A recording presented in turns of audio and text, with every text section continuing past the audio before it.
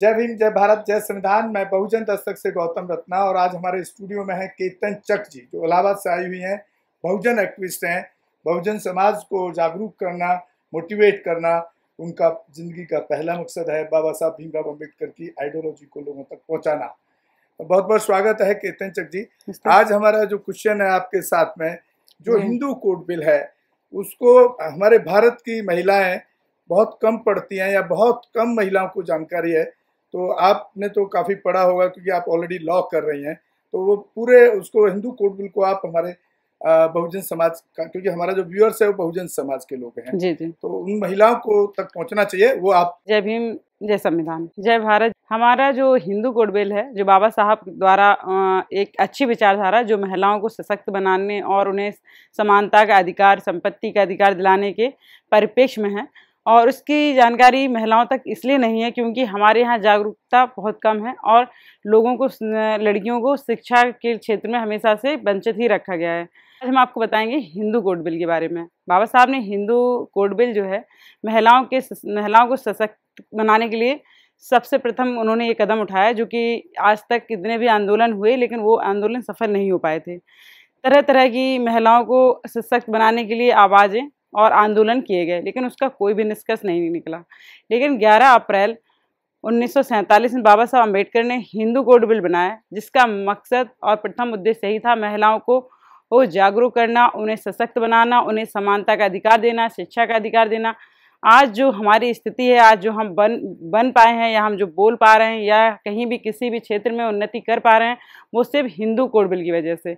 हमारे भारत में जो महिलाएं हैं उन्हें जानकारी नहीं है और ये जानकारी ना होने के कारण, उन्हें हिंदू कोड बिल पता होने के कारण उनके जो अधिकार हैं या उनकी जो भी समस्याएं हैं वो सॉल्व नहीं हो पाती है। जब हमें अपने अधिकार ही पता नहीं होंगे तो हम कैसे किसी भी समस्या को सॉल्व कर पाएंगे। हिंदू कोड बिल में महिलाओं को संपत्ति का अधिकार, पहले ऐसा होता था कि कोई भी स्त्री होती थी उसे उसके पति के मर जाने के बाद भी संपत्ति से बेदखल कर दिया जाता था या उसका कोई भी आसरा नहीं होता था। लेकिन हिंदू कोड बिल में महिलाओं को संपत्ति का अधिकार दिया गया।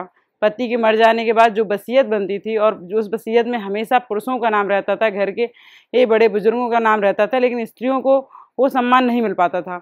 लेकिन जब हिंदू कोड बिल बनाया गया तो उसमें पुत्र हो, चाहे पुत्री हो, चाहे पत्नी हो, चाहे माँ हो, जो भी उसके वंशज होते हैं उसे बराबर इक्वलिटी का दर्जा प्राप्त है।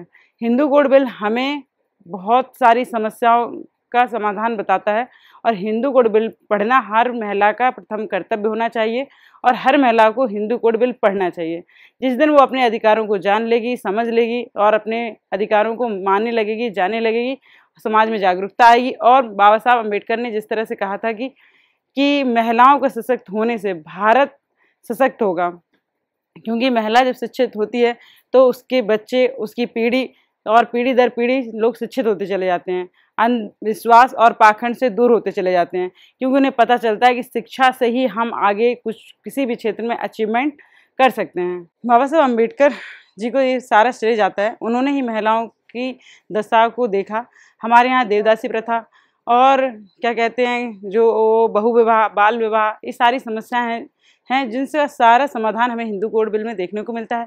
हिंदू कोड बिल में ही हम अपने अधिकारों के बारे में जान पाए हैं और हर स्त्री को वो हिंदू कोड बिल पढ़कर अपने अधिकारों के बारे में जानना चाहिए।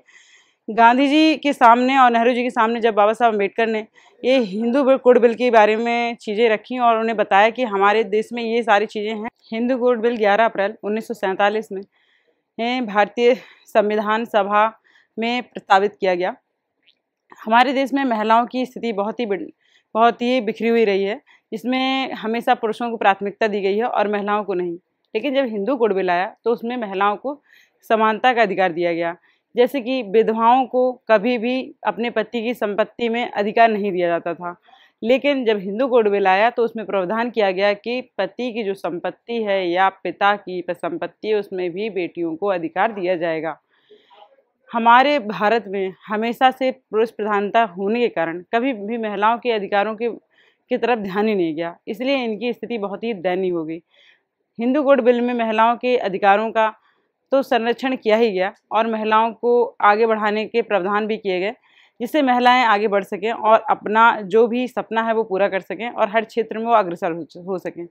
हिंदू कोड बिल महिलाओं के लिए बहुत ज़रूरी है। जो महिलाओं को जानकारी नहीं है उन महिलाओं को हिंदू कोड बिल पढ़ना चाहिए।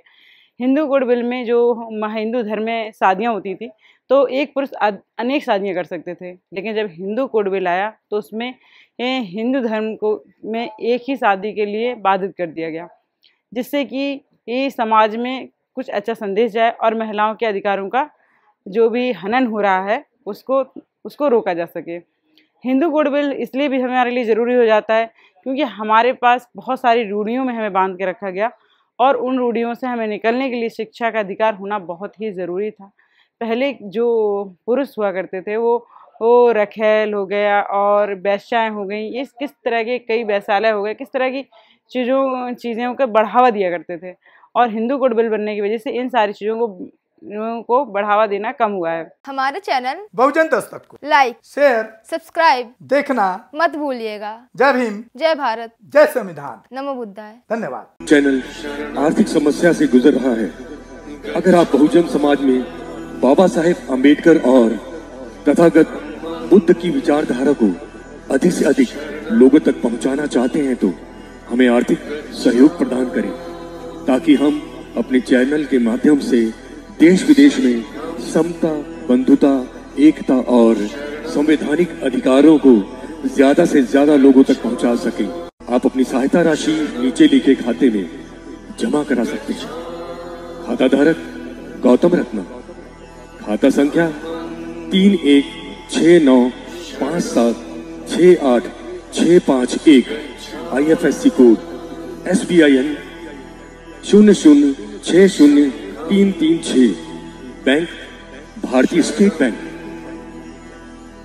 आप हमारे बैंक खाते का विवरण स्क्रीन पर भी देख सकते हैं। जय भीम, जय भीम। मैं गौतम रत्ना आपका बहुजन फिल्म प्रोडक्शन में स्वागत करता हूं और आप हमारे प्रोडक्शन हाउस के अंदर अपना कैरियर बना सकते हैं as a film director, as a producer and actor and actress and editor and cinematographer also. अगर आपको फिल्म से रिलेटेड कुछ भी प्रोजेक्ट आपको बनवाना है तो हमारे पास में पूरा सेटअप है, जिसमें फिल्म कैमरा है, शूटिंग लाइट्स है और एडिटिंग है।